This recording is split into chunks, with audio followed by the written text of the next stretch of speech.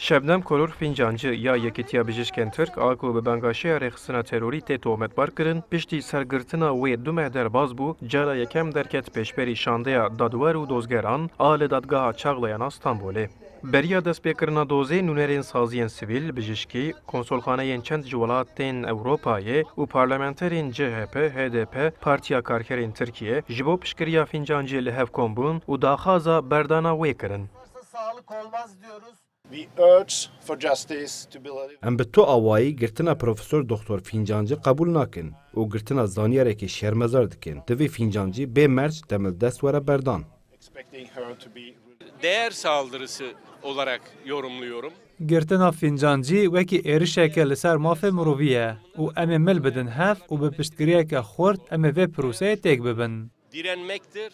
دوزگر به حنجتا بانگشا رخصتنه درباره فینجانجی ده داخازا جزایا زندانی کر. پشتی کو پاریزر پاراستنا خواه به داوی کرن شانده یا دادگه بریارا پاشخستنا دوزه بو 29 برفنباره دا. نزیکی 300 پاریزر سرلیدان کرن که بو پاراستنا فینجانجی بشتاری دوزه ببن لی دادگه تنه 3 پاریزران قبول کر. لگوری پاریزرین فینجانجی دوز با آوائه که نعادلانه هاتیه وکرن و اف دوزه که سیاسیه. Şebnem hocamızın ilk gözaltına alındığı Fincancı kanunera 100,000 bijişkane pişti destilat u medyaya nezi hükümet ev armanc girt hat girtin. Fincancı ji Ankara heta dadgeha İstanbulê bi destê vê kelemçekirî anîn. Girtina vê jî darizandina vê jî der hukûkiye. Mecareke din dît, dad û hukuk li vî welatî tune ye. bugüne o kadar çok hak ihlali yaşadık ki.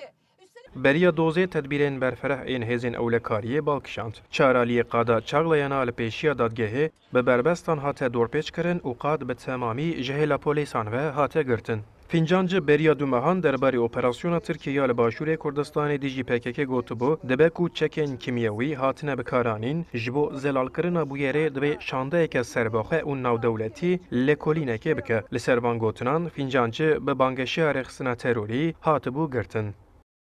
ارجاندا کردستان 24 استانبول